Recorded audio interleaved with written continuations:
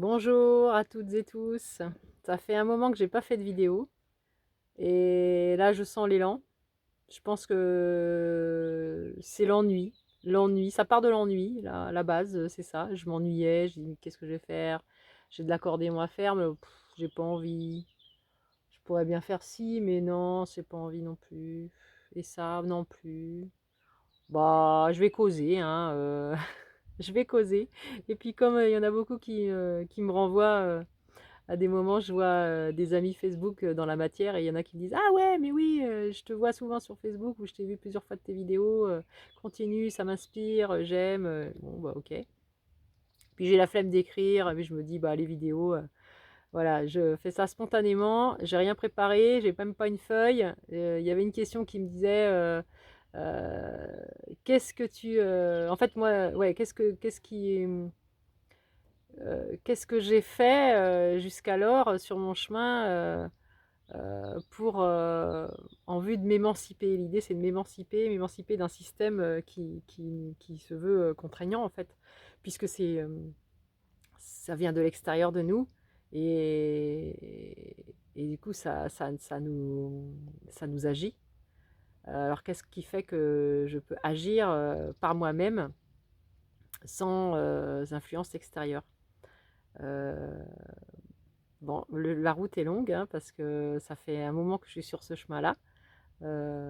Avant, on aurait pu dire ouais, bah, t'es une rebelle, machin, enfin bref, ou je suis quelqu'un d'assez atypique, on va dire, mais on est nombreux en fait à être atypique, je suis pas la seule. Et heureusement que je côtoie beaucoup de frères et sœurs qui sont aussi sur des chemins parallèles à la norme, parce que sinon, bah, je serais noyée depuis longtemps, hein. Et c'est à chaque fois en faisant des immersions avec des frères et sœurs qui vibrent un petit peu sur une fréquence similaire que je remonte la mienne et que je reprends en fait mon propre courant et que je me dis si, c'est bon, c'est ok, ok. Parce que sinon, ben voilà, si je fais pas ces mouvements-là vers, euh, vers des vibrations semblables, eh ben, je peux vite me sentir perdue sur une île déserte ou complètement en décalage tel que c'est dur en fait de vivre dans, dans un courant qui n'est pas le sien, quoi, en fait.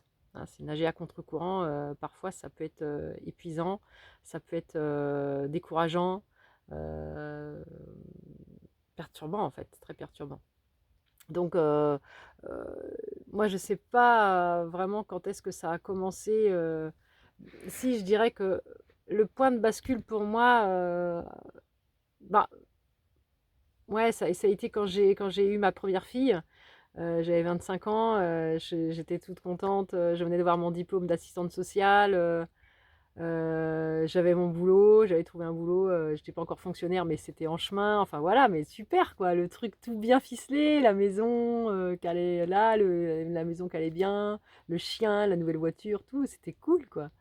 Mais si bien quand j'ai eu ma fille qui est née, ça faisait que 3 mois que je bossais après avoir eu mon diplôme, mais tout de suite j'ai été complètement accablée en fait au moment de retourner, parce que je me disais mais il faut que je laisse ma petite à une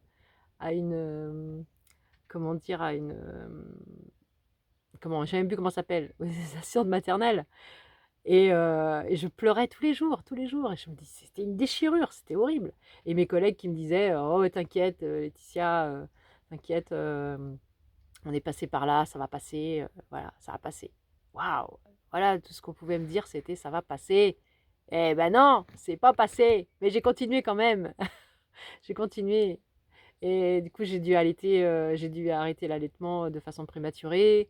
J'ai dû me couper de ce lien de proximité avec cet être qui était avec moi pendant 9 mois. J'ai dû m'en séparer. Et ça a été une souffrance énorme. Et heureusement, j'ai une très belle relation avec ma fille aujourd'hui, mais elle porte aussi l'empreinte de ça, forcément. Comme je l'ai porté aussi moi-même. J'ai fait mieux, mais c'était pas encore ça. Donc voilà, ça a commencé là, où je me suis dit: «Il y a un truc là. Là, il y a un truc. Attends, tu viens d'avoir un diplôme, tu viens d'avoir un boulot, normalement tout va bien, hein. Tu un enfant, tout ça, c'est super. Bah, tu continues, tu mets ton enfant dans une case là, toi tu vas dans l'autre case là, après le soir tu rentres dans cette case là et tout qui est bien». Bah non! Mon âme, elle disait non, non, non, non, non, mais je luttais parce que j'avais beaucoup de peur. Parce que bah, quand on a tout ça, bah, on fait un prêt, on achète une maison, on se met des charges et puis bah, on se met bien dans un rouage. Et si tu enlèves un truc du rouage, ça s'écroule. Mais quand tu as 25 ans, tu es encore bien emprunt. Certaines, bah, j'ai des frères qui ont 25 ans, j'ai l'impression qu'ils ont mon âge. Hein. Il y en a qui sont hyper évolués déjà, mais moi à l'époque c'était pas le cas. Voilà. Bon, ça c'était la première étape.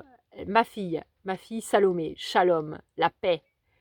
Eh ben, pour retrouver la paix, il m'a fallu, et je suis pas encore en paix, hein, mais n'empêche que cette paix intérieure là, il a fallu la conquérir chaque jour. Je vais clôturer cette vidéo pour qu'elle soit courte et je vais en faire d'autres. Je vais faire des petits épisodes et voilà. Donc l'idée c'est de parler de mon chemin d'émancipation, de mon chemin de conscientisation, de mon chemin d'éveil à soi, d'éveil à ce qui est à l'intérieur, plutôt que de répondre à des commandes sociales, à des mouvements extérieurs à soi-même. Merci de votre écoute.